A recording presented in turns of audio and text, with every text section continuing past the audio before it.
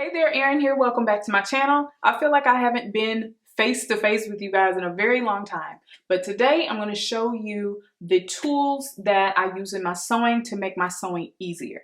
So this is not a list of everything that I use for every single project. These are just the tools that I like to use because they make me sew a little better, a little faster, a little smarter. So here goes. So first things first is a rotary mat. This is my new mat from Pico. I don't even know how to say the name right, but this is a new mat. It's a double-sided mat. I have always used a rotary mat in my sewing because I use a rotary cutter to cut out my fabric and my even my paper patterns. But what I really love about having a rotary mat is the inch markings on the mat. This really helps me to align pattern pieces when I'm making adjustments. Let's say I need to split open a pattern and realign it based on grain lines or fold. I can align it in these straight lines. It also has 30, 60, and 45-degree lines on the mat. So if you needed to line up some fabric for, say, making some bias tape or something like that that you needed to make on a 45-degree angle, it's already etched into the mat. So this just helps save you time instead of pulling out a yardstick or a ruler trying to find that perfect angle. It's right there on the mat. Just go ahead and line it up. Speaking of a rotary mat, like I said, I use rotary cutters. These are just some that I picked up at Joann's. They're also available on Amazon and also linked below. This is an Olfa. This is a small one that I use to cut out my paper pattern pieces, and this is a larger one that I use on my fabric. The reason I like rotary cutters is because they ensure a smooth cut. It's faster, and if you're really unsteady with your hand in using scissors and you just find that you're just kind of moving around and the line's really jagged, then give these a try. It can really save your life. So I love these. So in the same vein of cutting tools, I actually have just begun sharpening my own scissors, and I use this Scissor Pro 500 that I got from Waywack. It's also available on Amazon too. It took me a while to kind of get this thing down because the first few times I used it, I actually made my blades duller. But once I kind of looked at some different tutorials, kind of played with it and figured out the best way to use it, I was able to save myself several trips to Joann's because that's where I would go to get my scissors sharpened. And it was like $5 a pair, and I have 9 scissors. So that cost can build up really fast. So I invested in a home sharpening tool. So next up is my sleeve pressing board. It's a double-sided pressing board. It has a side for a more wide sleeve and a narrow sleeve. It helps for narrow pant legs as well, like leggings or children's clothing. It helps to get the pant all the way, or the sleeve, all the way around and flat so you can press it well without, you know, all of that fabric bunching up under you, and then now you're pressing in creases where you don't want it. So this is something that I use often, and as soon as I started using it, I wondered why I hadn't gotten one before. Next up are my clips. These are actually quilting clips. I got these from Amazon as well. And the reason is because before I moved downstairs into the sewing space that I'm in now in our home, my previous sewing space was carpeted and I was constantly stepping on pins. So, you know, you clean up the best you can, but with pins, it's just really easy to step on it because you can't always see them. So I wanted to get some clips to save everybody's feet.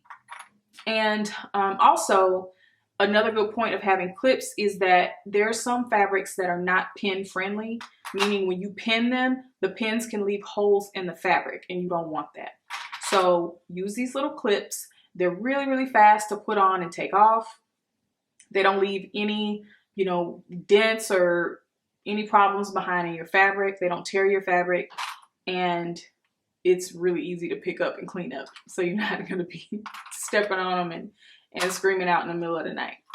So my chalk markers are my favorite. I have been singing their praises since I first started.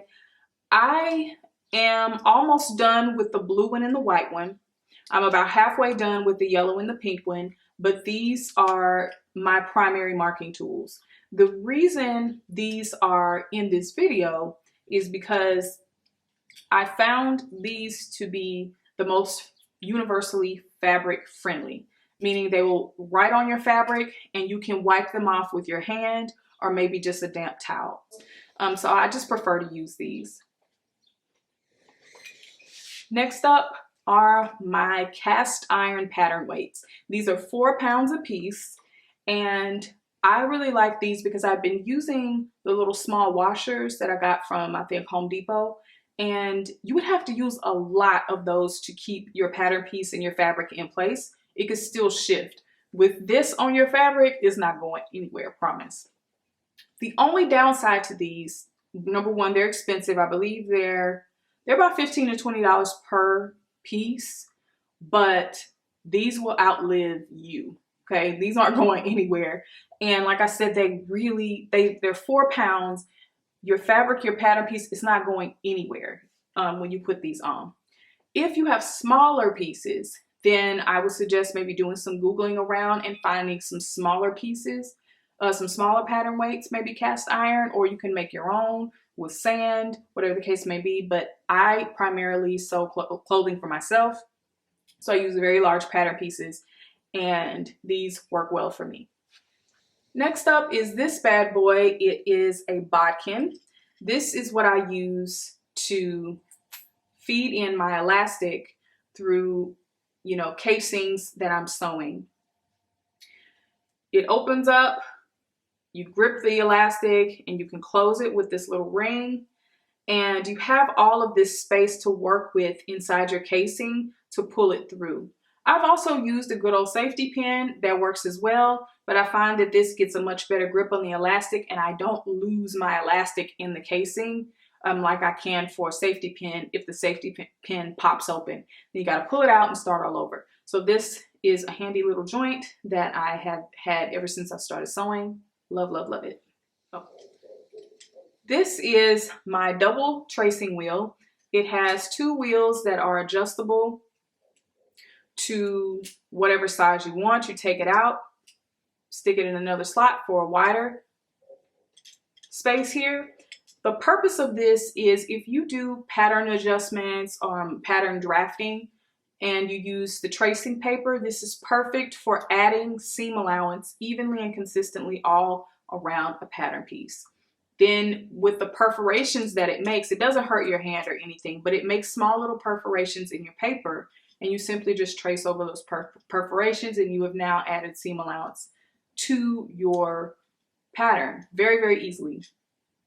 It saves a lot of time as opposed to taking your ruler and measuring out half an inch here, half an inch there, half an inch there, and then going back and trying to connect those dots and eyeballing it. So this gives you a nice smooth line, and like I said, it's painless. It works really well. And lastly, my favorite ruler is this Dressmaker's ruler.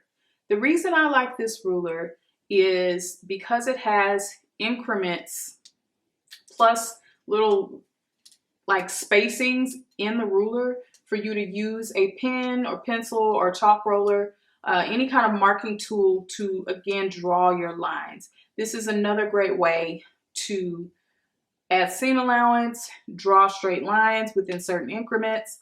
On one side, it has your inches, your centimeters, and then it also has the spacing increments at the top in centimeters, on the other end in inches. So for instance, this first line here is for 1 inch, then you got a 1/4 inch, half an inch, half an inch, half an inch, 5/8 and 3/4. So it covers all the run of increments that you would need when you're making adjustments. So if you make a lot of fitting adjustments, if you do a lot of pattern drafting, this is a very, very good investment.